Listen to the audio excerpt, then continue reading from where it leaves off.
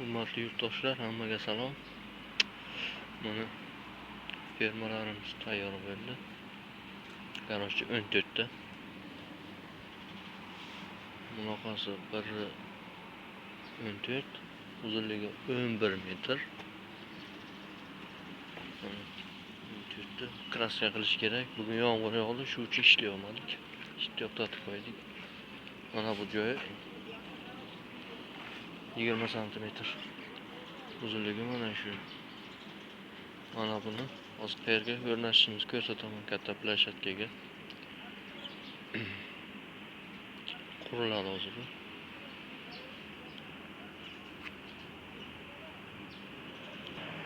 Mana bu quriladigan plashatka mana.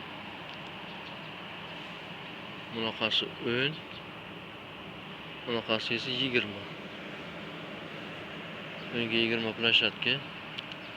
Mana bergan proses boshlangan, ish davom etyapti. Stoykalarni o'rnatdik. Mana shu ko'rinishda bo'ladi. Bu blokdan solingan, bu prosta serish paneldan bo'ladi bu. Tepasi ham, pasti ham, hamma joyi serish panel bilan yopiladi bu. Bu katta sklat tayyorlanyapti bu yerga. Sklat. Mana bu garant magazin yoniga joylashgan, Chirchiq 10 mikrorayon. Bu ham juda katta magazin. Tovarlar arzon, bitovoy texnika, shunaqa narsalar kreditga ham beradi. Yaxshi magazin bu. Shuni atrofiga joylashgan ishlaydigan joyimiz. Steshkalari bo'lgan mana. Mana stoykalarni qotirib chiqdik. Qo'ldan kelgancha xo'jayin bilan maslahatlashib mana ishni yuritamiz. Hozircha mana shu ishlar bo'lyapti hozircha. Yana dalnish ishlarni bo'laversa ko'rsatib boraveramiz. Prosta buni boshlanishidan to oxirigacha mana qurilyapti, nima qilinyapti, uni syomka qilishning menga iloji yo'q. Prosta qilingan ishlarni kam-kam qilib ko'rsatib tashlab boraveraman.